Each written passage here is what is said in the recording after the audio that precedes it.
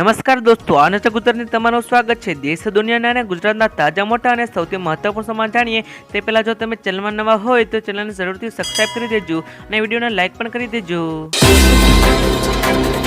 પ્રથમ સમાચારની વાત કરીએ તો સહાયમાં વધારો કર્યા બાદ ચાલુ વર્ષે 13,982 ખેડૂતોને સંગ્રહ સ્ટ્રક્ચર વનો માટે પૂર્વ મંજૂરી અપાઈ છે। આ યોજના હેઠળ 2021-22 થી વર્ષ 2023-24 સુધીમાં 36,600 સુધી ખેડૂતોને રૂપિયા 1,084.70 કરોડની વધુની સહાય ચૂકાઈ છે।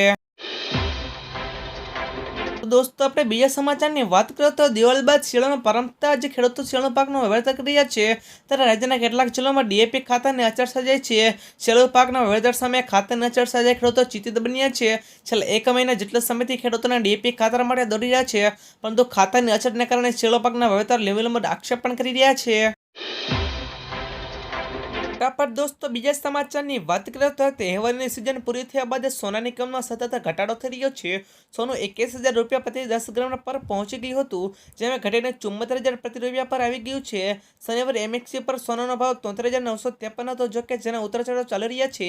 बीजी तरफ डोनाल्ड मुख्य चुएस चूंटणी जीत्या बाद सोना भावमां घटाडो जोवा मळ्यो छे। दोस्तों अपने बीजा समाचार की बात करें तो राज्य में हजू શિયાળાની શરૂઆત થતી નથી। દેશનું તાપમાન સામાન્ય કરતાં ઊંચું નોંધાઈ રહ્યું છે, જ્યારે રાતનું તાપમાન નીચું જતાં મોડી રાતે અને વહેલી સવારે ગુલાબી ઠંડીનો અહેસાસ થઈ રહ્યો છે। નવેમ્બર મહિનો અડધો પૂરો થઈ ગયો છે, છતાં હજુ સુધી ઠંડીનો રાઉન્ડ આવ્યો નથી, ત્યારે હવામાન નિષ્ણાત પરેશ ગોસ્વામીએ ઠંડીનો રાઉન્ડને લઈને આગાહી કરી છે। प्रथम समाचार की बात करें तो कपासना बजार भाव की बात कर लीए तो राजकोट मार्केट कपासना बजार भाव रुपया 1325 થી 1540 सुधीना बोलाया था, जयरे अमरेली मार्केट कपासना भाव रुपया 950 થી 1570 सुधीना बोलाया था। तेमज सावरकुंडला मार्केट कपासना बजार भाव 1450 થી 1565 सुधीना बोलाया था। पर दोस्तों बीजा समाचार की बात करो तो केंद्र सरकार प्रधानमंत्री आवास योजना बाद हमें प्रधानमंत्री आवास योजना शहरी 2 जून जाહેરાત કરી છે। આ યોજના લાભાર્થી રીતે નબળા વર્ગ, નિમ્ન આવક ધરાવતા વર્ગ અને મધ્યમ વર્ગ લઈ શકશે। પેમેયુ 2.0 અંતર્ગત શહેરોમાં 5 વર્ષ ઘર ખરીદવા માટે, નવું ઘર બાંધવા માટે કે પછી ભાડા પેટે મકાન લેવા માટે રાજ્ય કેન્દ્ર શાસિત પ્રદેશો વસવાટ કરતા 1 કરોડ શહેરી ગરીબ અને મધ્યમ વર્ગના લોકોને મદદ કરવામાં આવશે। નેવીમાં જોડાઈને દેશની સેવા કરવાનું સપનું જોઈ રહેલા એઓના માટે સોનેરી તક આવી ગઈ છે। ઇન્ડિયન નેવીમાં તાજેતર 21 ટ્યુઝના ટેકનિકલ બ્રાન્ચ માટે ભરતી બહાર પાડી છે, જેનું અધિકૃત નોટિફિકેશન બહાર પાડવામાં આવ્યું છે।